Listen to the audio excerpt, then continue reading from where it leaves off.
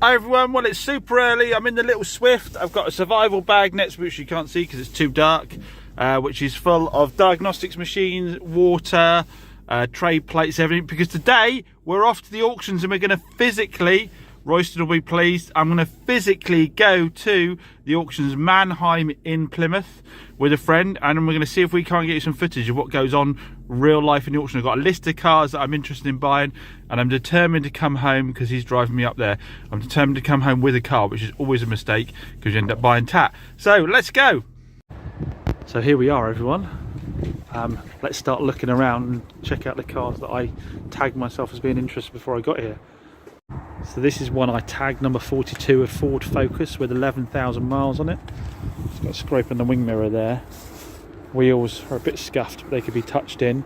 Otherwise, the bodywork's actually quite good on it. Needs some centre caps.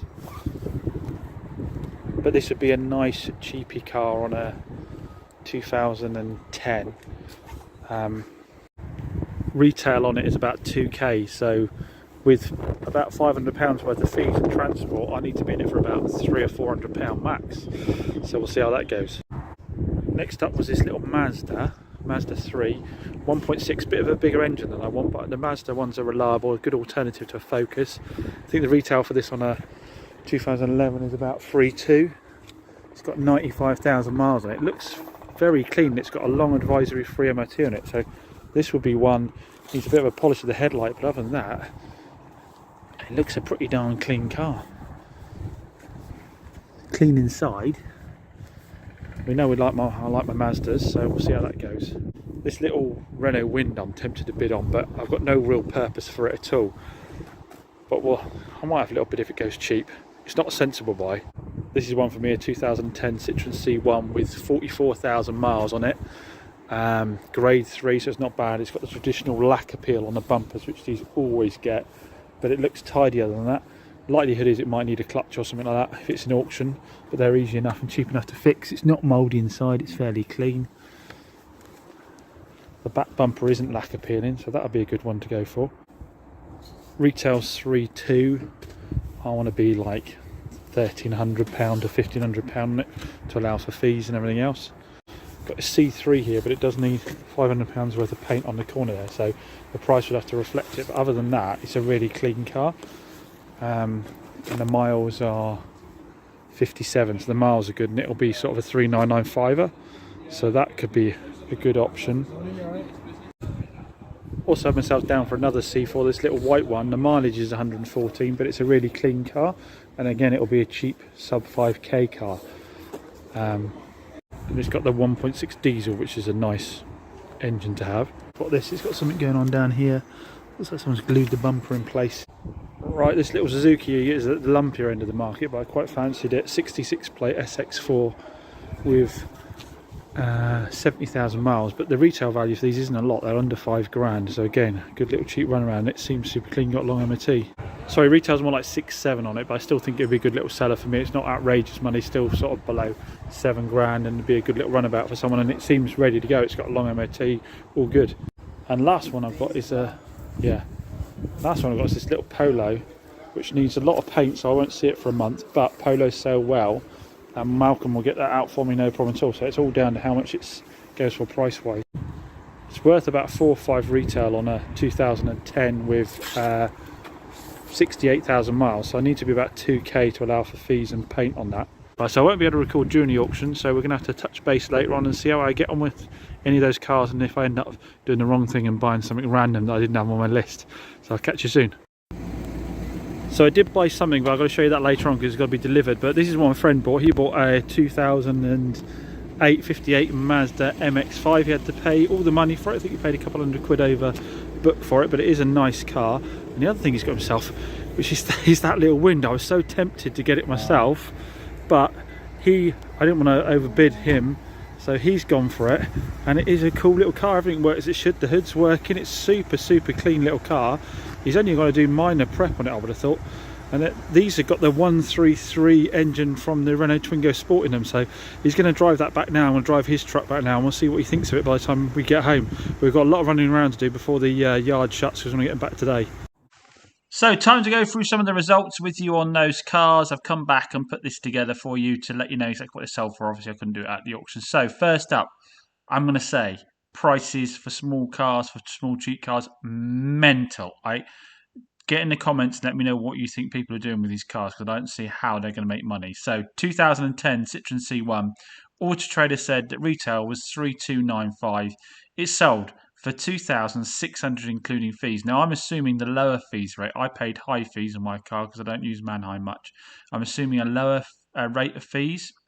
Obviously, every car you buy, you end up with fees on top for the sale. That, as far as I can see, leaves you with £695 margin before you get the car back, you pay the VAT man, and you prep the car up. You're going to lose in that alone, I'd have thought, what, £200 just for the VAT and transport, and then it's going to cost you £200 or £300 to get it through an MOT, isn't it? So what are you left with? A couple £100? Again, someone needs to explain to me what these people are doing, because I don't know what it is. Next up, the 2012 Citroen C3. Auto Trader said 2,495, sold for 2,250 including fees. So £245 margin before you transported it, paid your VAT, and done your prep. Again, no idea how anybody's going to be making any cash out of that car at all. And it needed a bit of paint as well, and it needed a window fixing, if I remember rightly. The bumper was glued on. Yeah, the window needed fixing. The window was glued in place. Next up was that Focus. I mean, Auto Trader said it was only worth about £2,000 retail with the mileage it had. Maybe you could push it out to 2.2, something like that. I don't know. Maybe you could really chance your arm at 2,495, but it sold for £1,750 including fees. So £200 margin if you're advertising on Auto Trader that they're recommended, before you pay for the transport, before you pay for the VAT. I mean, you might not be paying the VAT, but that's only going to save you a couple £100 max or something like this. And then you've got to get it for an MOT. Absolute madness.